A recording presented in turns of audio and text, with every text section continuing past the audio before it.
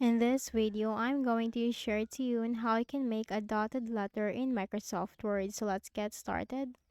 Go ahead and go in the search bar and simply type Word. Click on Microsoft Word under the best match. Click on the blank document. So from here, you just need to simply type a letter A. Okay, so we have this letter A. Now, in order to make this a dotted letter, we have to select it. And here for the font style, click on this drop down. And then we just need to simply look at for the font style that is in a dotted letter. So usually you have that in letter C, which is the Cudi star font style. But in my case, I don't have the Cudi style. But in your case, if you have that, you can simply click on that.